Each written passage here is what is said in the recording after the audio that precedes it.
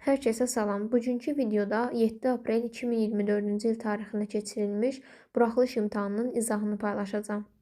Başlayaq sualların izahına. 61-ci sual. 8 saata 480 km yol gedən kater həmin sürətlə 6 saata nə qədər yol gedər? Tənasüb qurmaqla həll eləyək. 8 saata 480 km yol gedirsə, 6 saata x kilometr yol gedər. Çünki zamanla gedilən yol düz mütənasibdir. Onda x bərabərdir 6 vurulsun 480 bölünsün 8. Cavab olur 360 Y variantı. 62-ci sual. Bucaq AOB açıq bucaq. Bucaq AOC bərabərdir bucaq COD bərabərdir bucaq DOB olarsa, bucaq COD-ni tapın. Açıq bucağın dərəcə ölçüsünün 180 olduğunu bilirik və bu 3 dənə bucaq bir-birinə bərabərdirsə, deməli 180-i 3-ə bölüb bu bucaqların dərəcə ölçüsünü taparıq. Cavab olur 60 dərəcə. C variantı. 63-cü sual. 2 ardıcıl tam ədədin hasili bunlardan sonra gələn 2 ardıcıl tam ədədin hasilindən 34 vahid kiçikdir. Bu ədədlərdən kiçiyini tapın. 2 ardıcıl tam ədədi AB şəklində yazaq. Bunlardan sonra gələn ardıcıl tam ədədləri isə CD şəklində yazaq. İlk 2 ədədin hasilinin üzərinə 34 gəlsək, onlardan sonra gələn ardıcıl ədədlərin hasilini taparıq. Şərtə görə bu bərabərlik alınır. A-nın yerinə x yazsaq, B olacaq x üstəgəl 1. Çünki ardıcıl ədədlərdir. Onların fərqi 1-ə bərabərdir. C olacaq x üstəgəl 2, D olacaq x üstəgəl 3. A, B, C ədədlərin hamısı ardıcıl ədədlərdir. İndi x-li ifadələri yerinə qoyub yazaq. X vurulsun x üstəgəl 1 üstəgəl 34 bərabərdir. X üstəgəl 2 vurulsun x üstəgəl 3. Bunu sadələşdirib hesablayaq. X-in kvadratı üstəgəl x üstəgəl 34 bərabərdir. X kvadratı üstəgəl 3x üstəgəl 2x üstəgəl 6. X kvadratlar islah olacaq. 3x ilə 2x-in cəmi 5x. Soldakı x-i çıxsaq qalır 4x bərabərdir. 34 çıxılsın 6, yəni 28. Onda x bərabər olur 7-yə. Bu ədədlərdən kiçiyini soruşur. Ədədlərin ən kiçiyi A idi. A isə x-ə bərabər idi. Deməli, ən kiçik ədəd 7-yə bərabər olacaq. Cavab D variantı. 64-cü sual. Adi kəsri faizlə ifadə edin. Adi kəsri faizlə ifadə etmək üçün 100-ə vurmaq kifayət edər. 20-də 17 kəsrini 100-ə vuraq. 5, 17 vurulsun 5, cavab olur 85 Y variantı. 65-ci sual. MN və YF parçaları O nöqtəsində kəsişərək yarıya bölünür. MY 9, MN 16, YF 10 olarsa, üçbucaq NF10-un perimetrini tapın. MN 16-dırsa və O nöqtəsində yarıya bölünürsə, deməli MO 8 olacaq, ON də 8 olacaq. YF 10-dur, O nöqtəsində yarıya bölünürsə, bura olacaq 5, burada olacaq 5. Bundan başqa, bu iki bucaq qarşılıqlı bucaqlardır. Bilirik ki, qarşılıqlı bucaqların dərəcə ölçüləri bərabərdir. Buradan görünür ki, üçbucaq MEO və ONF konqurent üçbucaqlardır. Çünki bir üçbucağın iki tərəfi və onlar arasındakı bucaq uyğun olaraq digər üçbucağın iki tərəfi və onlar arasındakı bucağa bərabərdirsə, bu üçbucaqlar konqurent üçbucaqlardır. Konqurent üçbucaqlarının tərəfləri bir-birinə bərabər olur. Bura 5-dir, burada 5-dir, bura 8-dir, burada 8-dir, bura 9-dursa, deməli burada 9 olacaq. Onda P üçbucaq NFO bərabərdir 8 üstəgəl 5 üstəgəl 9. Cavab olur 22 B variantı. 66-cı sual. OX oxuna nəzərən M-3,5 nöqtəsinə simmetrik olan nöqtənin koordinatlarını tapın. Əgər OX oxuna nəzərən simmetrikdirsə, onda X olduğu kimi qalır, Y-in işarəsini dəyişirik. X olduğu kimi saxlayırıq. -3, Y-in işarəsi dəyişilir, olur -5. Cavab C variantı. Əgər desəydi o Y oxuna nəzərən, onda Y-i saxlayıb X-in işarəsini dəyişəcəkdik. 67-ci sual. Qarşılıqlı sadə olan A üstəgəl 5 və B ədədlərinin əçobu 420-dir. A vur B üstəgəl 7B 450-yə bərabər olarsa, B-ni tapın. Qarşılıqlı sadə ədədlərin əçobu onların hasilinə bərabərdir. Bir ədəd A üstəgəl 5, bir ədəd B-dirsə, bunların hasilini tapaq. B vurulsun A üstəgəl 5 bərabərdir 420-yə. Mötərizəni vurub açaq. AB üstəgəlinsin 5B bərabərdir 420-yə. Digər tərəfdən AB üstəgəl 7B-nin 450-yə bərabər olduğu verilib. Bunu da yazaq. AB üstəgəl 7B bərabərdir 450-yə. Aşağıdan yuxarını çıxsaq, AB-lər islah olacaq. 7B çıx 5B 2B bərabərdir 450 çıxılsın 420, yəni 30-a. Onda B 15-ə bərabər olur. Cavab D variantı. 68-ci sual. İfadənin qiymətini hesablayın. İlk öncə surətdəki ifadəni müxtəsər vurma düsturunun köməyi ilə vuruqlara ayıraq. 53 çıxılsın 13, 53 üstəgəlinsin 13. Böl, məxrəcdə olan bu kvadratlar fərqini də vuruqlarına ayıraq. 40 çıxılsın 26, 40 üstəgəl 26. Üstəgəl 66 vur 56. 53 çıxılsın 13, 40. 53 üstəgəl 13, 66. 40 çıxılsın 26, 14. 40 üstəgəl 26, 66. Üstəgəl 66 vurulsun 56. Məxrəzdəki ifadədən 66-nı ortaq çıxardaq. Surətdəki ifadəni olduğu kimi yazırıq. Məxrəzdə isə 66 vurulsun 14 üstəgəl 56 qalır. 66-lar ixtisara gedir. 40 bölünsün. 14 üstəgəl 56 olur 70. İxtisar eləsək, cavab olur 7-də 4. B variantı. 69-cu sual. Koordinat müstəvisində ABCD kvadratının A, B və C təpələri verilmişdir. D təpə nöqtəsinin koordinatlarını tapın. İlk öncə koordinat sistemini təsvir eləyib, nöqtələri təqribi yerinə qoyaq.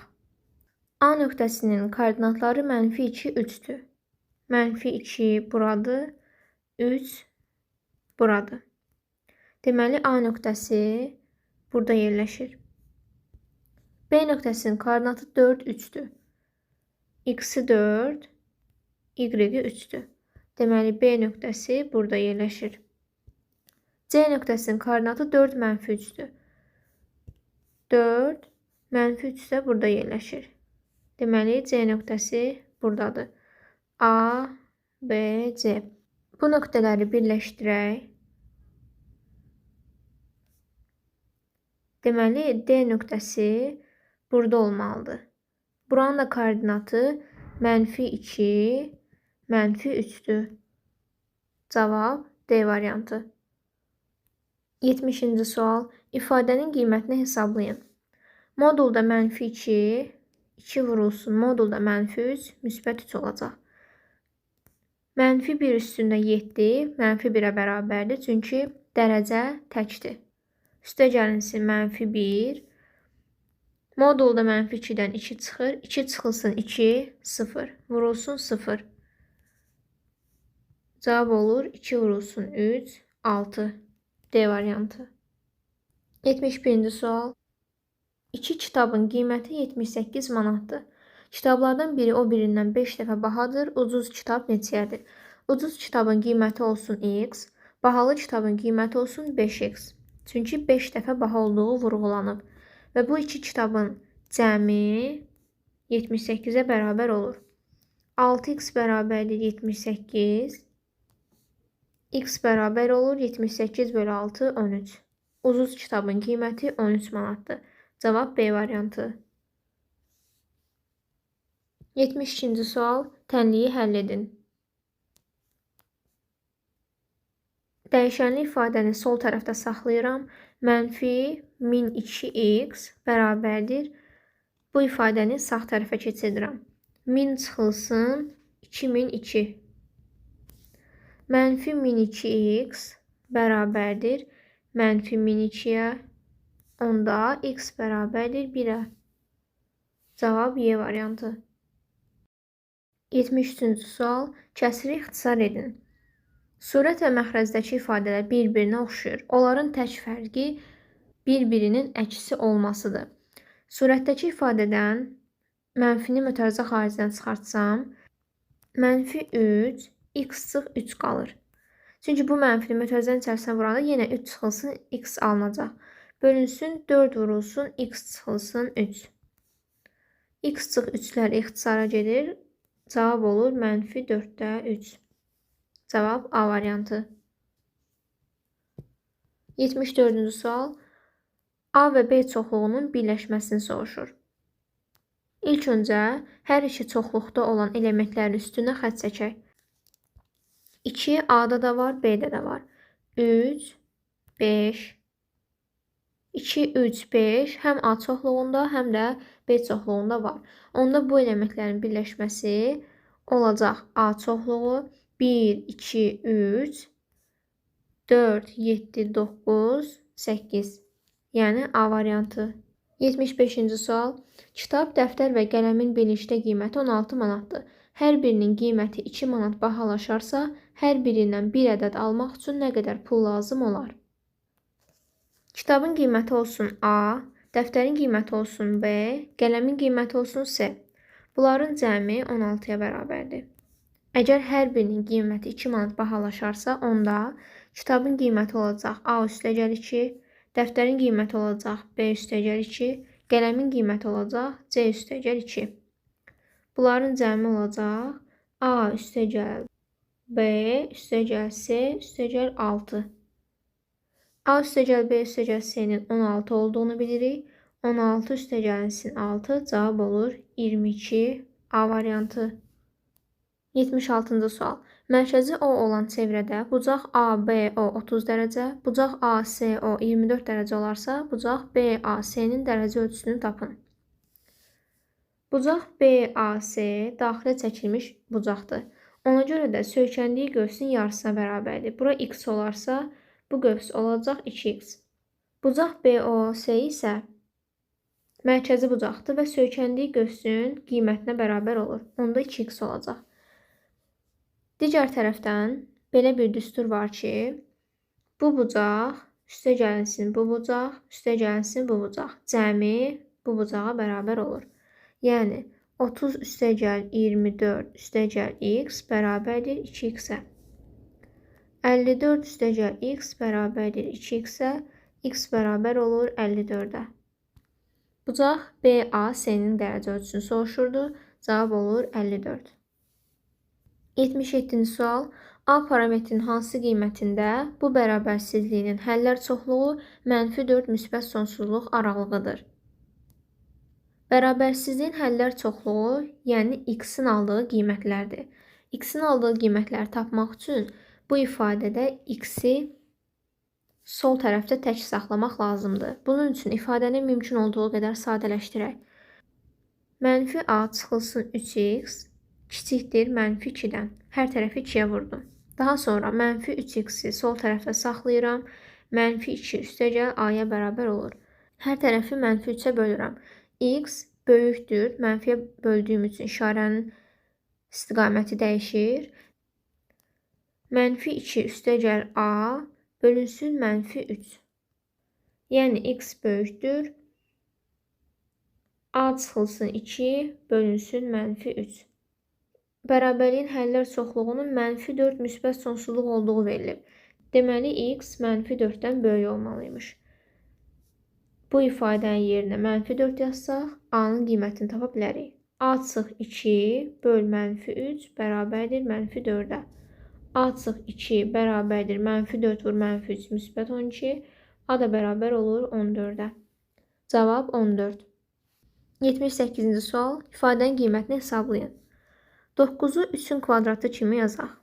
3-ün kvadratı üstündə 2-də 1.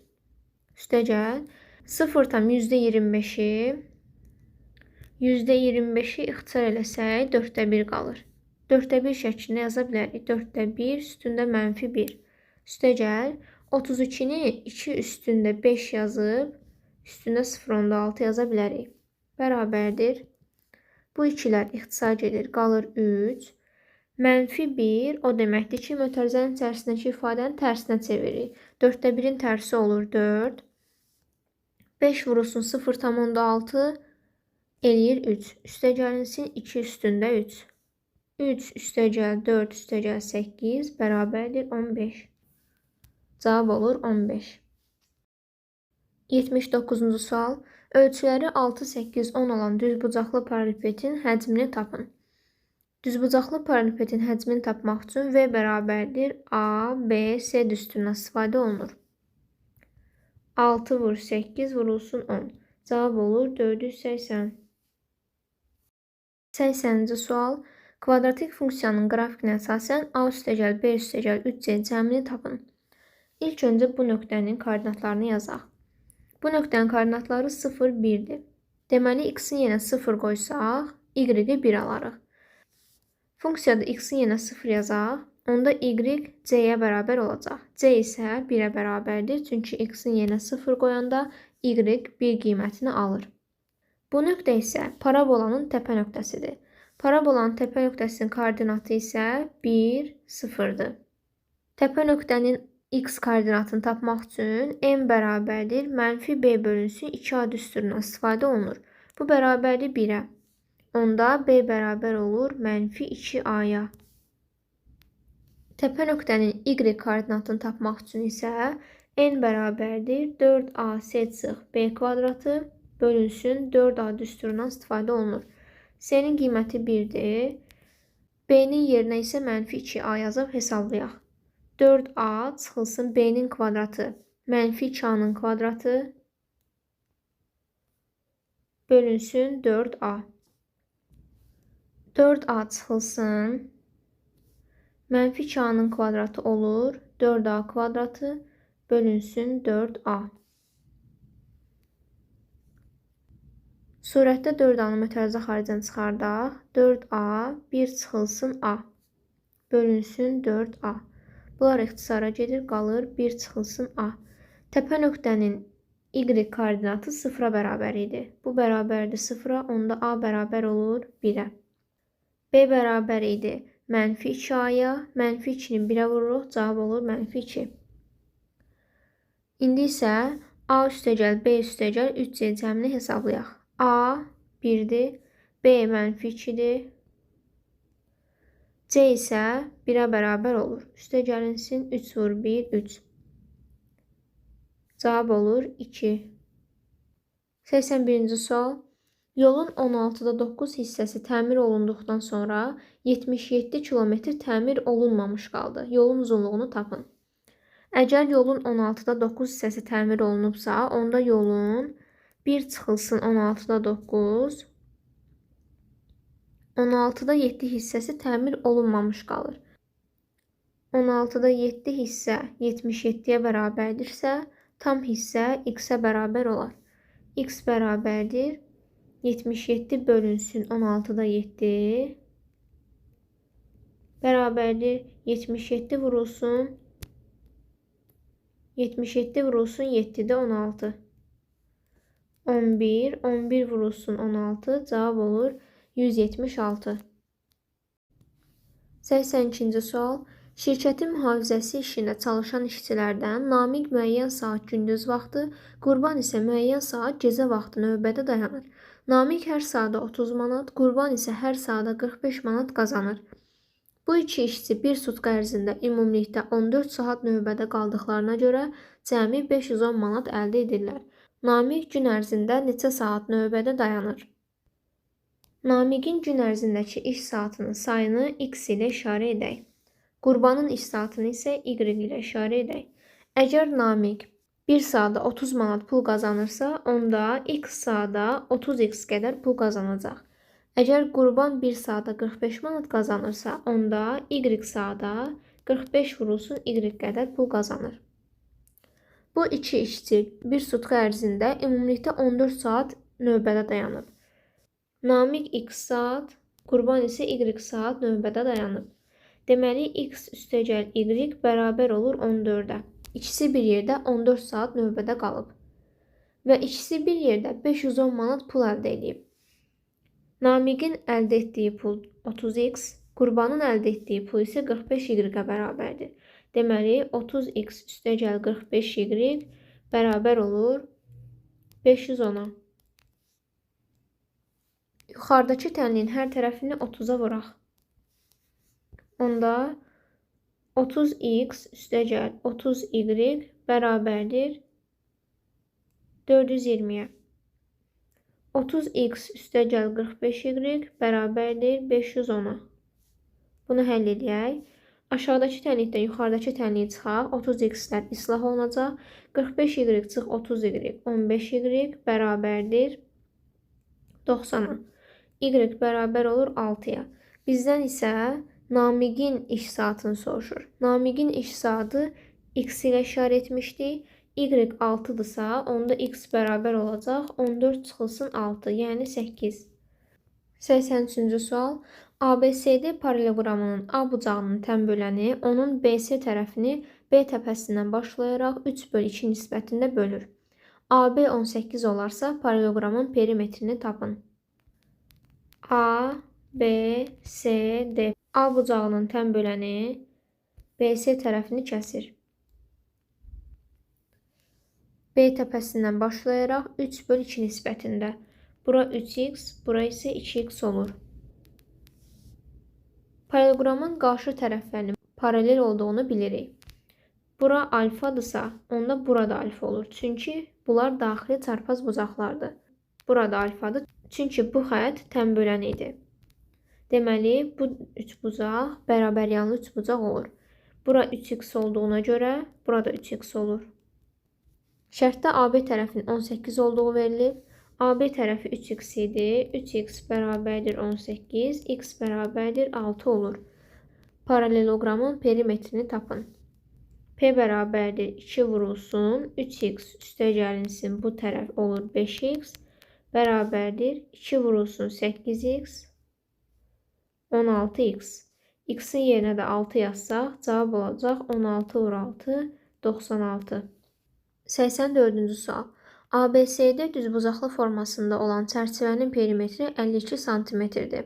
Çərçivənin hər tərəfindən 2 cm saxlamaqla şəkil üçün ayrılan hissənin sahəsi 84 kvadrat santimetr olarsa, ABCD çərçivəsinin sahəsini tapın. Bu tərəfin uzunluğu olsun x. Bu tərəfin uzunluğu olsun y. Onda AD tərəfinin uzunluğu olacaq x üstəgəl 4. Çünki həm buradan 2 əlavə olunur bu x-in üstünə, həm də buradan 2 əlavə olunur.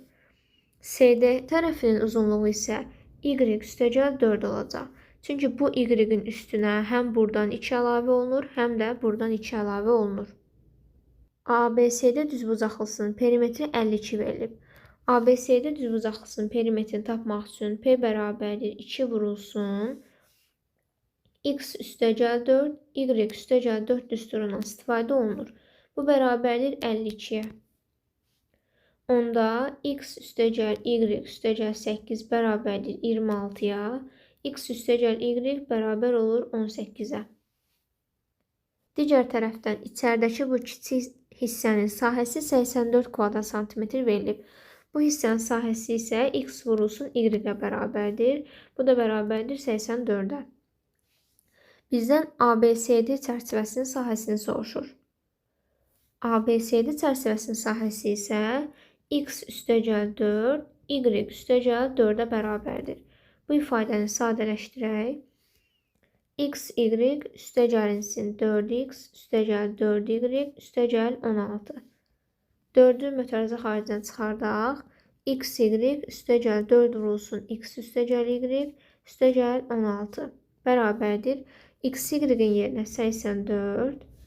X üstəgəl y-in yerinə 18 yazaq. 4 vur 18 üstəgəl 16 bərabər olur 172-yə. Cavab 172-dir. Amma bu sualdakı tək problem ondan ibarətdir ki, cəmi 18 olan, hasili 84 olan ədəd yoxdur.